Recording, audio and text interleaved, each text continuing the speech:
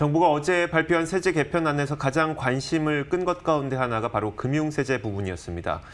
지난달 발표한 개편 방향에 비해서 주식 양도세 공제 금액을 대폭 늘렸고 또 주식형 펀드도 공제 대상에 포함하기로 했는데요.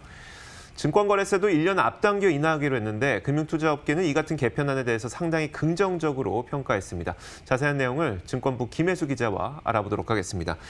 김 기자, 일단 어제 나온 개편안을 살펴보면 지난달 말에 발표됐었던 내용에 비해서도 투자자들에게 조금 더 유리하다 이렇게 봐도 될까요? 네, 그렇습니다. 지난달 정부가 밝힌 금융세제 선진화 방향에 비해서 어제 발표된 세제 개편안이 투자자에게 확실히 유리한 측면이 있습니다. 어제 나온 개편안을 좀 정리해 보면요.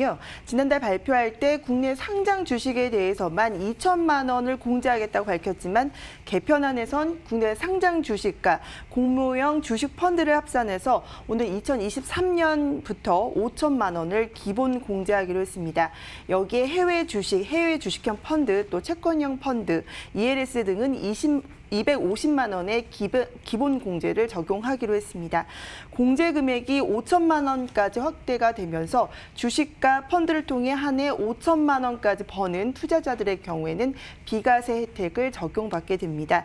또 부부 합산으로 하면 주식 투자로 한 해 1억 원까지 벌게 되더라도 비과세 혜택을 받게 돼서 상당히 투자자 입장에서 유리해졌다 이렇게 평가가 되고 있습니다. 또 오는 2022년부터 내리기로 했던 증권거래세도 1년 앞당겨서 내년부터 0.02%포인트 인하하기로 했는데요.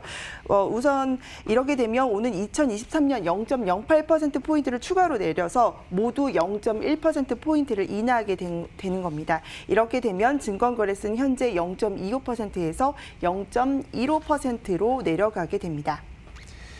새로 신설됐던 금융투자소득의 2월 공제 기간, 이게 기존 3년에서 5년으로 연장되는데 어떤 의미일까요? 네, 일단 금융투자소득이라는 거를 새롭게 신설을 했습니다. 이 금융투자소득은요, 주식과 펀드 등 모든 금융상품을 하나로 묶어서 상품의 상환과 해지, 또 상환, 환매 등을 통해서 얻은 모든 소득들에 대해서 세금을 새롭게 부과를 하겠다는 겁니다. 그동안에는 모든 상품마다 과세 기준이 상당히 제각각이어서 상당히 복잡을 했고 또 투자자 입장에서도 투자 유인이 떨어진다 이런 지적을 받아왔습니다. 이 때문에 모든 금융상품의 소득을 하나로 묶어서 과세 기준을 통일하겠다 이겁니다. 특히 소득과 손실을 합산해서 이득이 난 경우에만 세금을 부과하기로 했습니다. 이와 별개로 손실의 경우에는 2월 공제 기간을 당초 계획인 3년보다 더 늘려서 5년까지 연장하기로 했습니다.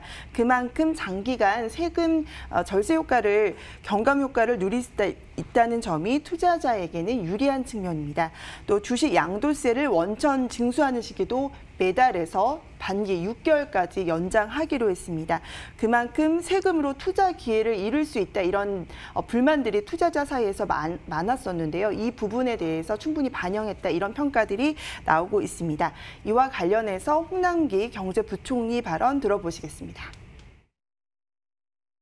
이번 개편에 따라 금융투자 상품에 대한 현재의 복잡하고 상이한 과세 방식이 쉽고 단순하게 되어 금융투자 상품 간의 조세의 중립성이 확보되고 다양한 금융상품의 출현 등 금융시장 발전에 기여하게 될 것으로 기대합니다. 사실 요즘에 이제 국내에 계속 투자를 해야 되느냐, 많이 올라왔으니까 이제 좀 돈을 빼야 되는 것 아닐까 이렇게 고민하시는 분들도 있을 거고 여러 가지 많은 고민들 갖고 계실 텐데 이런 세제 개편 방안이 국내에 투자하는 투자자들에게 좀 유리하다는 평가들이 나오고 있나요? 네, 대체적으로 그런 전망들이 조금 나오고 있습니다. 물론 대주주에게만 적용을 했던 주식 양도세가 개인 투자자까지 확대된 점은 조금 부담으로 작용할 수가 있는데요. 앞서 말씀드렸다시피 공제 금액을 5천만 원까지 올리면서 대부분의 개인 투자자들에게는 해당되지 않는다 이런 분석들이 나오고 있습니다. 정부는 오히려 양도세 공제 확대와 거래세 인하가 혜택이 맞물려서 오히려 세부담이 경감될 걸로 이렇게 내다봤습니다. 홍남기 부총리의 발언 들어보겠습니다. 상위 2.5%를 제외한 97.5%의 대부분의 주식 투자자들은 현재와 같이 주식 양도 차익에 대한 비과세 혜택을 누리면서도 증권거래세 부담이 크게 줄어들 것으로 보여집니다.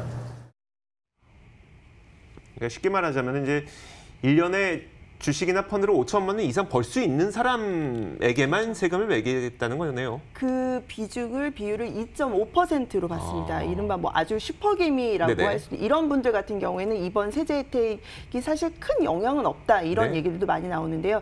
대부분 개인 투자자 같은 경우에는 세제 혜택을 볼 것이다라는 게 정부의 설명입니다. 알겠습니다. 사실 그만큼 벌기 굉장히 힘들어요. 네.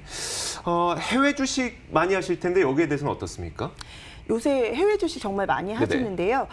이번 세제 개편으로 인해서 국내 주식의 매력도가 증가했다. 확실히 세제 효과가 있을 것이다라는 게 전문가들의 의견입니다. 이거와 관련해서도 전문가 인터뷰 한번 들어보시겠습니다. 해외 주식 같은 경우에는 기본 공제가 250만 원이고요. 근데 이제 국내 주식이나 펀드는 앞으로 5천만 원 비과세가 되기 때문에 사실상 세금 부분에서 분명히 큰 효과가 있다고 보고 있고요. 세금 절세라든지 아니면 다른 이제 세제 혜택을 얻기 위해서는 분명히 국내가 유리하다 이렇게 보고 있어서 앞으로 국내 투자 업계에는 굉장히 좋은 환경이다 이렇게 판단을 하고 있습니다. 사실 그 해외 주식의 경우에는 이 공제 범위인 250만 원을 넘어서게 되면 거의 20% 넘는 비용이 들어가거든요. 그런 네, 것들이 20%. 보면은 해외 주식과 국내 주식을 비교해 봤을 때 훨씬 더 국내 주식을 투자하는 게 유리한 환경이 되긴 했네요. 알겠습니다. 자, 이렇게 김혜수 기자와 알아봤습니다. 수고하셨습니다.